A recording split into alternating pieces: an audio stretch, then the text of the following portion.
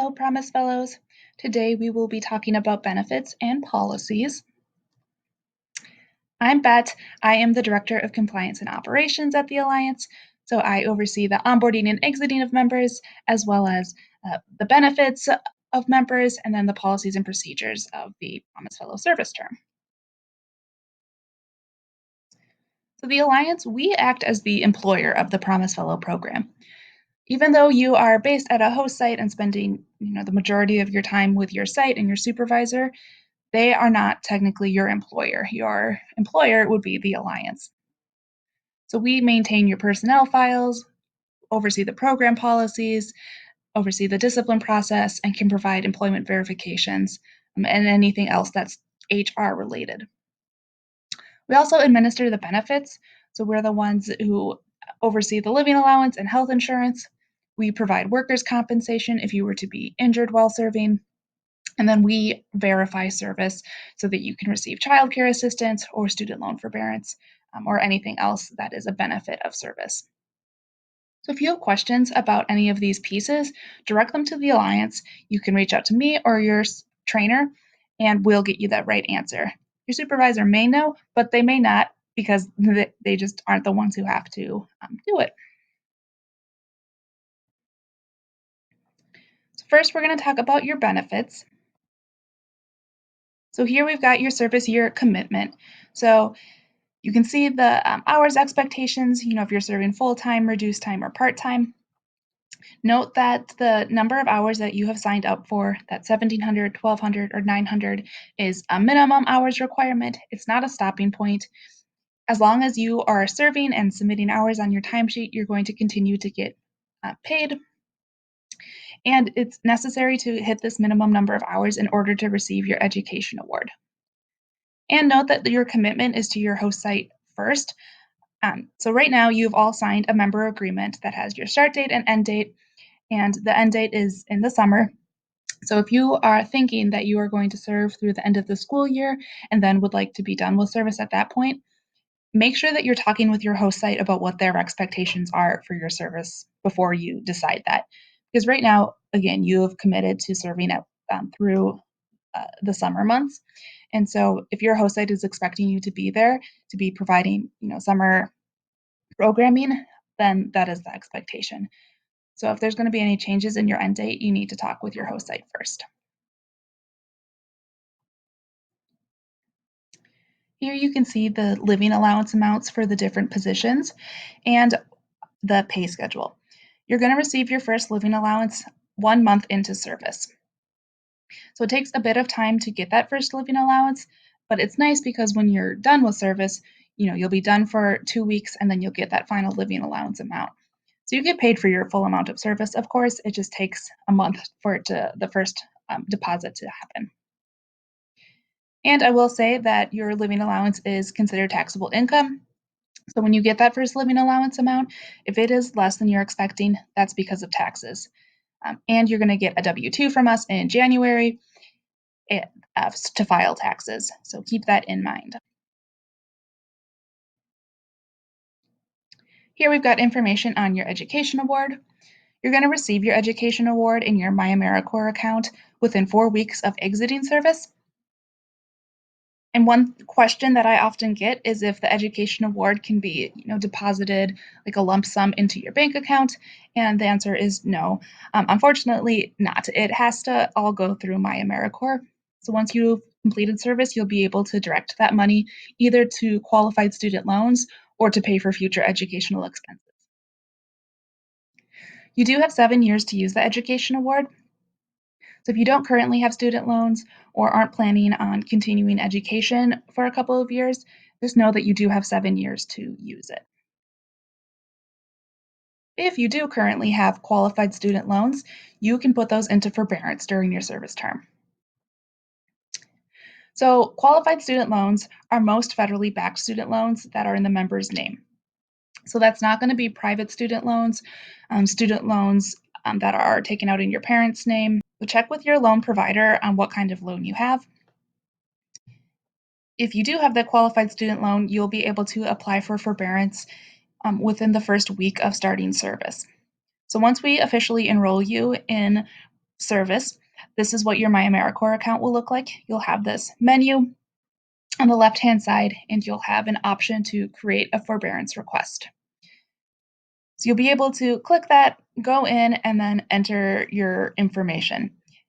One hint that I will give is that it's going to ask for your institution's name, and when they are asking that, they are asking for what financial institution owns your loan. They're not asking for which school you went to, unless the school is who owns your loan. So make sure that you are entering that. And then once you've submitted that request, you'll get automated emails as it moves along in the process and when the forbearance request has been confirmed. If you are enrolled in our health insurance, your coverage started on day one of service. And on the Google site, there is a section all on health insurance. Go through that coverage checklist and you'll be able to see how you access your health insurance and what you need to do to utilize it. Additionally, I will be sending out health insurance emails. You'll get all this information in your email, but if you ever need to access it, you can always go to the Google site to find that information. One thing is that physical cards aren't issued unless you request it. So everything is digital and online. I want to give a plug for reasonable accommodation. So everyone in onboarding was asked if they were requesting reasonable accommodation. And what reasonable accommodation is any change in the work environment or in the way things are usually done that enables an individual with a disability or medical condition to participate in the application process, to perform essential functions of the job, or to enjoy equal benefits and privileges of service that are available to individuals without disabilities. The reasonable accommodation would be a change in your service that is necessary because of a disability or medical condition that you have. So again, we ask for any accommodations when you were onboarded. You can request accommodation at any point in your service. Reach out to your trainer and we will begin that process. And you can request accommodation for your site or for Allowance training. Will say something that has come up is reasonable accommodation during COVID-19. So you have accepted a Promise Fellow position, which is a direct service position. So unless your host site is fully remote and virtual, meaning all staff is fully remote, you are expected to be on-site serving. And the guidance that we have given host sites is that whatever staff is doing, just have the member model that. So for example, if staff is on site, at a school or at an organization 3 days a week and then working remotely the other 2 days, have the members do the same thing, just so it's fair across the board. You can only request reasonable accommodation for COVID-19 if you yourself fall into the at-risk category as defined by the CDC. And reasonable accommodations are not for if a member is not at risk, but if you live with someone who is or are supporting someone who is at risk. Technically, reasonable accommodation only protects the member. We would, of course, ask that host sites do whatever they can to support you and accommodate, your service if that is your situation, if you are living with someone who's at risk or supporting someone who's at risk. But technically, reasonable accommodation would only apply if it is for you yourself. Now we're going to talk about some policies and procedures. So first, service has to be in the state of Minnesota. If once, hopefully in the spring, we will be doing a lot more in-person activities. And if you're going to be going on a field trip, for example, fellows have gone on college visits with students in the past out of state, that trip has to be pre-approved by the Alliance, and that's because of insurance. We have to make sure that we have liability coverage in the state that you are going to. And then for sure, service has to be in America. It is AmeriCorps, so service has to be in America. If the state shuts down, there's a full stay-at-home order or anything like that, and you are going to be going out of state to live with family, perhaps, something like that, and are able to continue serving remotely but out of state, let us know again so we have record of it and make sure that we have liability insurance in the state that you're serving. So if that comes up, we'll definitely be sending out a reminder to let us know if this is happening. So members are not allowed to perform home visits by themselves. You should always have a staff member accompanying you. That's for your protection and for the students' protection. And always follow your site-based policies for being alone with young people. So if you are, serving in a school or an organization and it's not virtual and you're actually in person with students, follow whatever policy is in place for, those one-on-one conversations. So for example, some sites require that if you are, meeting one-on-one with a student, that if you're in a room, you have the door open. Or other sites are that you can never be, one-on-one alone with a student. There always has to be either another student or another adult in the room. So check with your site to figure out what that policy is so you can follow it. In addition, consider, COVID safety precautions. So, wear a mask, be a socially distanced, consider, meeting outside as much as possible, all of these pieces for safety. We discourage members from driving students in their personal vehicles, especially during COVID. And that's because using your personal vehicle makes your members' auto insurance liable. So if there were to be an accident, it would be your personal insurance that's liable, not the host sites, not the alliances. And if a member does opt to use your personal vehicle, make sure that you are being trained the same way that other staff at your site would be trained for, driving students. Usually there is some sort of safety course that staff members have to complete before they can drive students. You have some social media guidelines. Don't friend students and don't share student information. Check with your site about what their social media guidelines are.